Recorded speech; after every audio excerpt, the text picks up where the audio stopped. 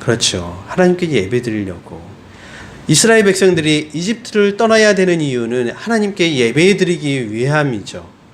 그렇다면 이집트에 있으면 하나님을 예배할 수 없어요? 이집트에 있으면 하나님을 예배할 수 없습니까?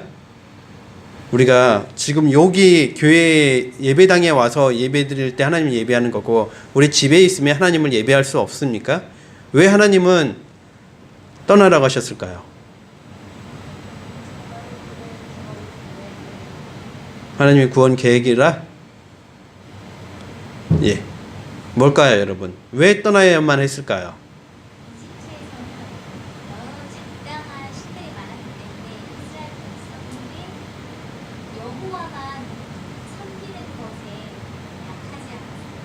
네, 결론은 그거죠. 하나님만 섬기기를 원하시는 거죠. 하나님만. 이집트에 있으면 이스라엘 백성들이 광야에서 헤맬 때마다 이스라엘 백성들이 뭐라고 얘기했죠? 이집트에 있었던 마늘도 먹고 싶고 고기도 먹고 싶고 떡도 먹고 싶어요. 이집트로 돌아가고 싶어요. 이렇게 얘기를 했죠. 자, 이집트에서 이스라엘 백성들이 하나님을 섬겼다라고 봅시다. 자, 기적이 일어났을 때는 이스라엘 사람들이 하나님을 잘 믿었겠죠. 기적이 일어나는데 하나님을 안 믿겠어요? 근데 기적이 일어난 지 10년이 지나고 20년이 지나고 30년이 지났어요. 어떨까요? 아니, 당장에 잠깐 정지해 주세요.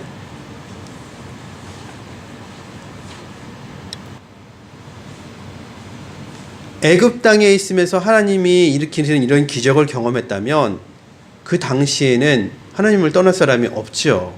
우리가 우리 병이라든지 어려움을 해결해 주시는 걸 경험하면 떠나지 않는 거와 똑같죠. 근데 그 기간이 이제 가물가물해질 시간이 되면 떠나는 거예요. 그래서 하나님께서는 뭐라고 얘기하셨냐면 레위기 11장 44절 45절에서 내가 거룩하니 너희도 거룩하라라고 하신 거예요. 떠나야만이 거룩해진다는 거예요. 거룩해진다는 거. 출애굽하고 안 하고가 차이가 아니라 정말 거룩해지기 위해서 뭘 해야 되냐라는 거예요. 내가 하나님의 일꾼이 되기 위해서 뭘 해야 되는지를 생각해야지 내가 갖고 있는 주변 것을 계속 보다가는 망한다는 거예요. 우리가 이 세상에서 부와 명예 그게 다가 아니라는 건 사실 여기 우리 몇 명 안 모여 있지만 우리 모두 다 알잖아요. 부가 모든 걸 해결해 줘요. 명예가 모든 걸 해결해 줘요. 권력이 모든 걸 해결해 줘요. 아니라는 거 우리 다 알고 있잖아요. 제일 어린 우리 세진이도 알고 있다고요. 그렇죠?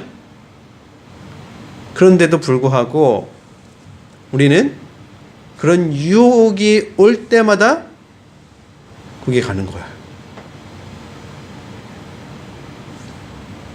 금방 잊어버려요. 우리가 너무나 빨리. 그래서 하나님께서 이스라엘 백성에게 탈출을 명령하시는 거예요. 탈출을 명령하시는 거죠. 하나만 더 예를 들어볼까요? 우리 교회에는 그런 사람이 없지만 우리 안에 누군가가 음식점을 했어요. 근데 술을 팔 수밖에 없는 상황이었어요. 아직 예수님을 믿지 않았을 단계죠. 근데 예수님을 믿게 되었어요. 그 사람이 음식점을 해야 되나 말아야 되나요? 술을 파는데, 음식도 팔고 술을 파는데 음식점을 계속 해야 될까요? 말아야 될까요? 어떻게 생각하세요? 해야 될까요? 말아야 될까요? 술 팔지 말고 음식점 하라. 그러면 망해요. 거기는 술 팔던 곳이었기 때문에. 다른 음식점으로 전업을 하든지 뭔가 다른 방법으로 생각해 내야겠죠. 그렇지 않고 그분이 여전히 똑같은 걸 하게 된다. 믿음이 좋아 보일 때는 그래도 열심히 신앙생활을 하겠죠. 하지만 조금만 삐끗덕거리는 상황이 와도 어떻게 할까요? 삐끗덕거리는 상황은 사실 되게 많더라고요. 교회 안에서 성도들끼리 불화가 있어도, 또는 목사님이 설교가 안 맞아도, 또는 뭐가 안 맞아도 삐그덕거리더라고요. 그럴 때 어떻게 할까요? 교회를 옮기든지 아니면 신앙생활을 안 하든지. 자, 그래서 우리가 신앙생활을 하는 데 있어서 하나님을 섬기는 데 있어서 방해가 된다. 그럼 우리는 과감하게 버릴 줄도 알아야 되는 거예요. 그것이 모세 같은 사람이에요. 그렇게 할 때. 그런 사람을 우리는 길러야 되죠. 우리 교회가. 그렇죠, 여러분? 그리고 우리 모두가 그렇게 될 거죠? 아멘? 네. 네 번째 주제. 네 번째 주제 보겠습니다. 시내산 훈련. 시내산에서 하나님이 이스라엘과 한 것이 두 가지가 있어요. 제일 먼저 한 게 뭐예요? 19장에 성막을 만들게 하신 거예요. 성막.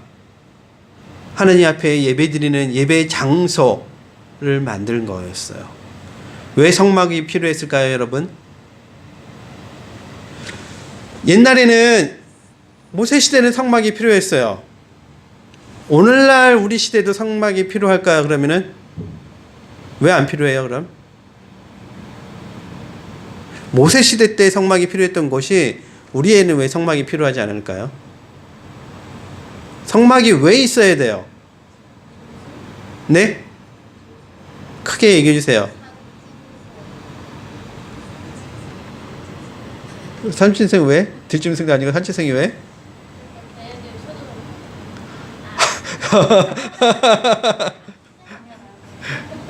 성막은 하나님 앞에 예배드리는 교회 같은 거예요. 교회 같은 거. 막사가 아니고.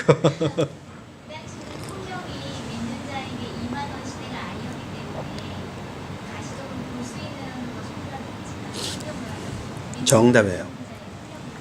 성막은 신앙생활을 하는 데 있어서 정말 눈에 보이는 어떤 교육적인 목적을 위해서 필요한 것들이었죠.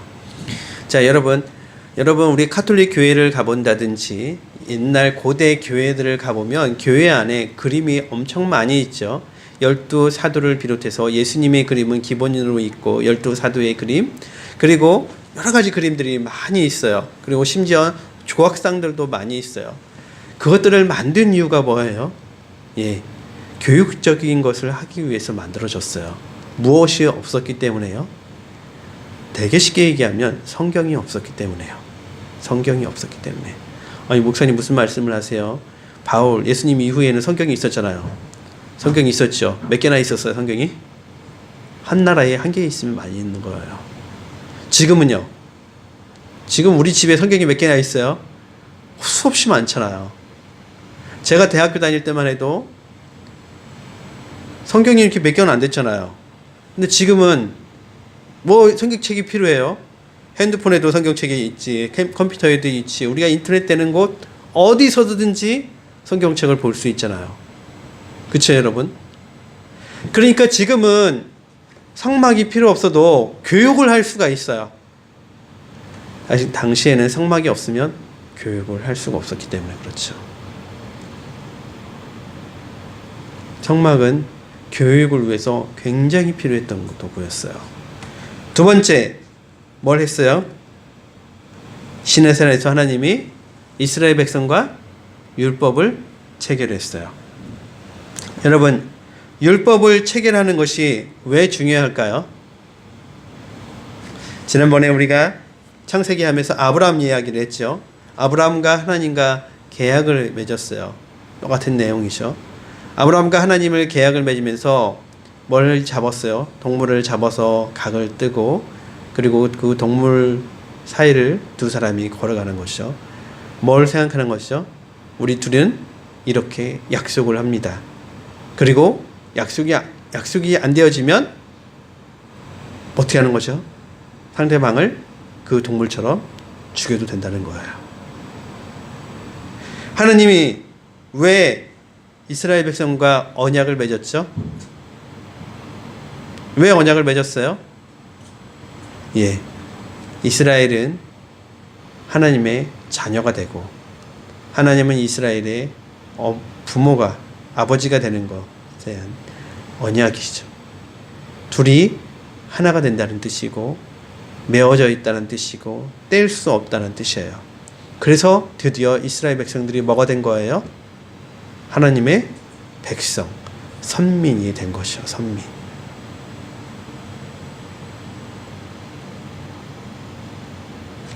자, 시내산 언약.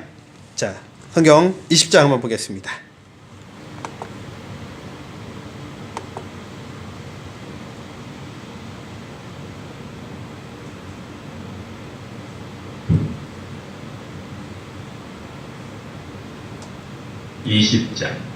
하나님이 이 모든 말씀으로 일러 가라사대 나는 너를 애굽 땅 종되었던 집에서 인도하여 낸 너의 하나님 여호와로라. 너는 나 외에는 다른 신들을 내게 있게 만지니라. 너를 위하여 새긴 우상을 만들지 말고 또 위로 하늘에 있는 것이나 아래로 땅에 있는 것이나 땅 아래 물속에 있는 것에 아무 형상이든지 만들지 말며 그것들에게 절하지 말며 그것들을 섬기지 말라. 나 여호와 너의 하나님은 질투하는 하나님인즉 나를 미워하는 자의 죄를 갚되 아비로부터 아들에게로 3, 4대까지 이르게 하거니와 나를 사랑하고 내 계명을 지키는 자에게는 1000대까지 은혜를 베푸느니라. 너는 너의 하나님 여호와의 이름을 망령되이 일컫지 말라. 나 여호와는 나의 이름을 망령되이 일컫는 자를 죄 없다 하지 아니하리라. 안식일을 기억하여 거룩히 지키라. 엿새 동안은 힘써 내 모든 일을 행할 것이나 제7일은 너의 하나님 여호와의 안식일인즉 너나 내 아들이나 내 딸이나 내 남종이나 내 여종이나 내 육축이나 내 문 안에 이와는 객이라도 아무 일도 하지 말라. 이는 엿새 동안에 나 여호와가 하늘과 땅과 바다와 그 가운데 모든 것을 만들고 제7일에 쉬었습니다. 그러므로 나 여호와가 안식일을 복되게 하여 그날을 거룩하게 하였느니라. 내 부모를 공경하라. 그리하면 너의 하나님 나 여호와가 내게 준 땅에서 내 생명이 길리라. 살인하지 말지니라. 간음하지 말지니라. 도적질하지 말지니라. 내 이웃에 대하여 거짓 증거하지 말지니라. 내 이웃의 집을 탐내지 말지니라. 내 이웃의 아내나 그의 남종이나 그의 여종이나 그의 소나 그의 나귀나 무릇 내 이웃의 소유를 탐내지 말지니라. 자, 우리가 알고 있는 십계명, 이것이 바로 하나님과 이스라엘 백성이 맺은 언약이에요. 언약. 이걸 지키는 것이 뭐라고요? 하나님 백성인 거죠. 이걸 지키지 않으면 하나님 백성이 아닌 거죠. 그 이후에 21장부터 계속 이어지는 이스라엘 백성들에 대한 이야기는 하나님 백성으로서 이스라엘이 어떻게 살아야 될지에 대한 이야기를 쓰고 있어요. 자, 그럼 오늘 출애굽기 내용을 한번 정리를 해보겠습니다. 출애굽기 내용 첫 번째 뭐라고요? 한 사람을 준비시키시는 거. 두 번째, 하나님의 계시. 세 번째, 탈출. 네 번째, 시내산 언약. 이 네 가지, 이것이 출애굽기의 핵심 포인트고 제일 중요한 키워드예요. 자, 다시 한번 정리해보면 우리가 지금 여기에 앉아있고 여기 서 있잖아요. 우리는 그냥 저절로 생긴 게 아니죠. 우리가 앞으로 가야 될 길이 사실 우리도 아직 창창하죠. 그 창창한 길이 험난해도 그 축복이에요. 하나님 우리를 거룩하게 하시려고 하시는 계획이고 축복이에요. 그래서 조금 어려우면 하나님 날 더 사랑한다고 하시면 정답일 거예요. 더 사랑하시기 때문에 우리에게 그런 과정을 주시는 거예요. 그래서 우리가 한 사람을 준비시키시는 하나님, 그리고 내가 준비되면 한 민족이, 한 나라가 하나님 백성이 된다는 걸 기억했으면 좋겠어요. 기도하겠습니다. 하나님 감사합니다. 오늘 우리가 출애굽기를 통해서 한 사람을 준비시키시는 하나님의 역사를 보고 배웠습니다. 하나님, 이 말씀을 잘 기억하고 저희가 하루하루 주님과 힘있게 살게 해주시고 우리 앞에 장애물이 생길 때마다 우리를 더 가꾸고 다듬으실 하나님을 찬양하면서 나아가게 해 주옵소서. 예수님 이름으로 기도드립니다.